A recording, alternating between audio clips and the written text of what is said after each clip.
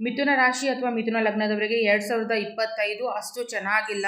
Okay, ನಿಮಗೆ unwanted journey start ಆಗುತ್ತೆ. Unwanted ಜರ್ನಿಯಿಂದ ನಿಮಗೆ ಮೈಂಡ್ ಡಿಸ್ಟರ್ಬ್ ಆಗುತ್ತೆ, ಟೆನ್ಷನ್ಸ್ ಆಗುತ್ತೆ.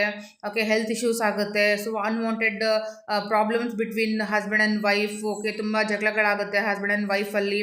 ಲವ್ ಮ್ಯಾರೇಜ್ ಮಾಡ್ಕೊಳ್ಳೋರಿಗೂ ಕೂಡ ಈ ವರ್ಷ ಅಷ್ಟು ಚೆನ್ನಾಗಿಲ್ಲ.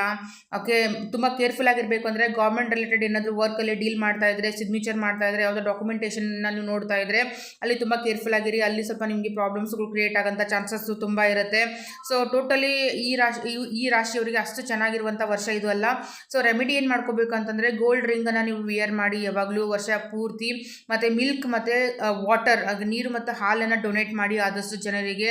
ಅದು ಬಿಟ್ಟರೆ ಯಾರನ್ನ ಸುಳ್ಳು ಹೇಳೋದಾಗಲಿ ಮೋಸ ಮಾಡೋದಾಗಲಿ ಮಾಡೋಕ್ಕೆ ಹೋಗಬೇಡಿ. ಅದು ನಿಮಗೆ ತುಂಬ ಏನಂತಾರೆ ನೆಗೆಟಿವ್ ರಿಸಲ್ಟ್ನ ಕೊಡೋಕ್ಕೆ ಸ್ಟಾರ್ಟ್ ಆಗುತ್ತೆ.